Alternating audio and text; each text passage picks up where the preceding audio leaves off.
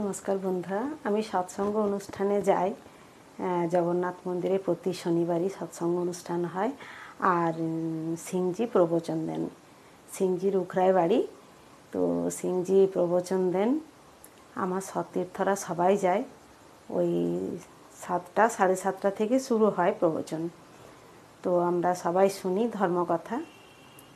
তো উনি সৎসঙ্গতে একটা গল্প বলছিলেন আমাদেরকে, যে সেটা আজ আমি তোমাদেরকে শেয়ার করছি।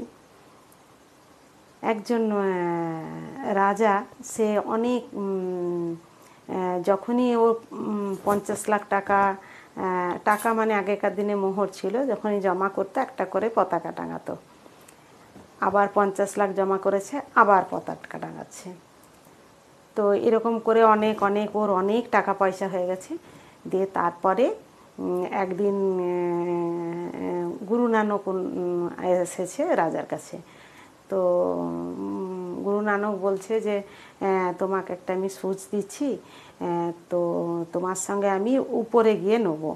উপরে মানে মারা যাওয়ার পরে তোমার কাছে আমি স্বর্গে গিয়ে এই সূচটা নেব। তো তুমি একটু এটা নিয়ে যেও, কারণ আমার তো রাখার জায়গা নেই, আমি তো এইসব নিয়ে কি আর করব। তো তুমিই রাখো, তুমি রাজা মহারাজা রাজাধিরাজ, তুমিই রাখো।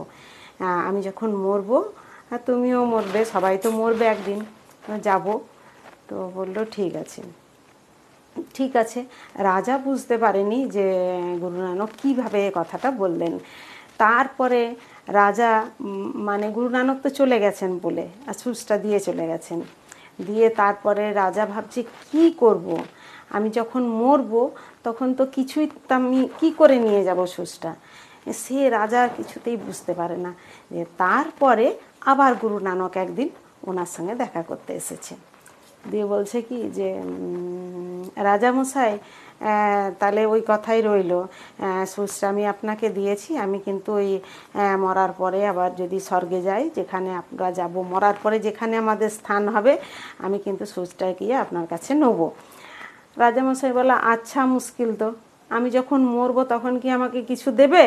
আমি জানবো যে কি ছুঁচ দিচ্ছে না কি দিচ্ছে না, সোনা দিচ্ছে না দানা দিচ্ছে না, টাকা দিচ্ছে না পয়সা দিচ্ছে, সেটা আমি কি করে জানবো বলুন? আমি নিয়ে যাব কি করে? আমি আপনাকে কথা দিয়ে ফেলেছি, কিন্তু আমি নিয়ে যেতে পারবো না। তখন গুরু নানক বলছেন যে আমি তো এইটাই তোমাকে বোঝাতে চাইছি, যে তুমি এত লুটোপুটি করছো, এত ধন দৌলত দেখাচ্ছ, তুমি যখন মরবে তখন তো তুমি আমার একটা সুচও নিয়ে যেতে পারবে না। তাহলে এত লুটোপুটি করছো কেন, এত এরকম করছো কেন? সাধারণভাবে জীবনযাপন করো। এরকম অনেক সৎসঙ্গে অনেক গল্প বলেন উনি, আর যেটা মানুষকে পথ দেখায়।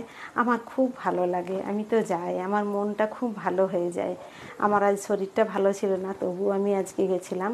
আজকে উনি অন্য গল্প বলেছেন, সেই গল্পটা আমি তোমাদের পরে বলবো। ধন্যবাদ।